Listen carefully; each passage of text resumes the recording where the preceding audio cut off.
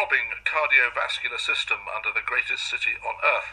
That's how the Mayor of London, Boris Johnson, described the Underground, which celebrated its 150th birthday this week. But could the tube be the soul as well as the heart of our capital? Dylan Winter reports.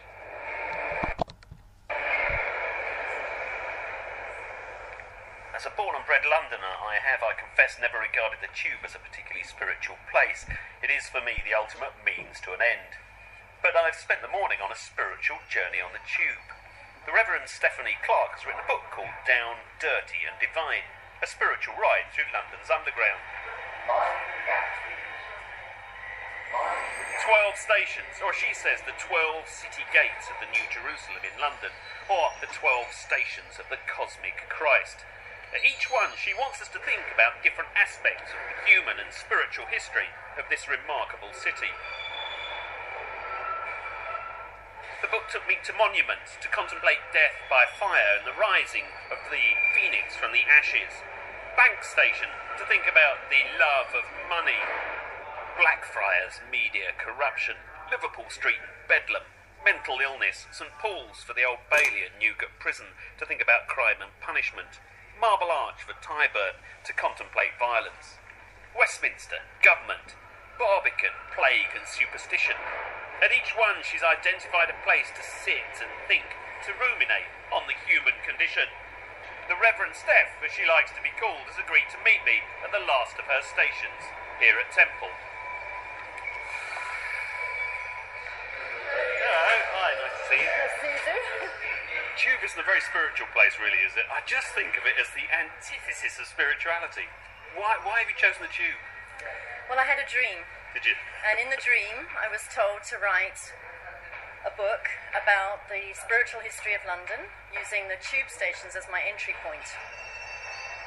So, we're at the last station of your 12, Temple. Temple, yeah. And then we're going to go for a little walk to... The Temple Church. The Temple Church. Right. Okay. We're entering the Temple complex now. It's a massive complex, and it was used by the Knights Templar. Now, the Knights Templar, I knew that they were holy knights who were defending people going to the Holy Land. That's right. But I had no idea that it was a shortcut to heaven if you slaughtered the odd infidel or two. That's outrageous. That was the attraction of going on crusades, not just for the Knights Templar, but for any of the pilgrims that came to Jerusalem. They believed that they could just get complete absolution from all their sins from going on the crusade. One of the things I like about the book is that it kind of asks you to look for quiet spots to sit and meditate. Right. So, for instance, you ask readers to go to the Crossbones Cemetery. Right. And think about where the prostitutes were buried. Right. And human sexuality. Right. It really is a little spiritual journey you've created, isn't it?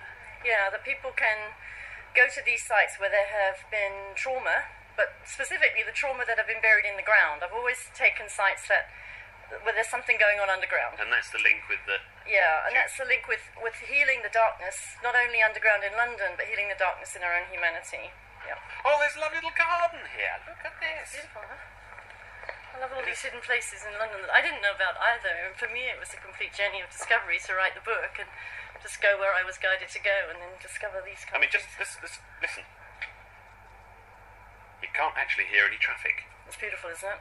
And that is the thing you've done. You've identified places to meditate and given people ideas about things to think about the human condition.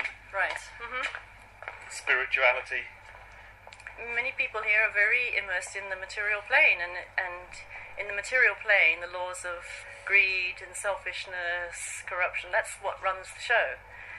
And the invitation is in all of these places where we see the darkness and we see the corruption. Like, no, let me look at that now with different eyes. Let me know that behind these appearances there's a spirit of truth and love and justice that wants to emerge here. Stephanie Clarke talking to Dylan Winter.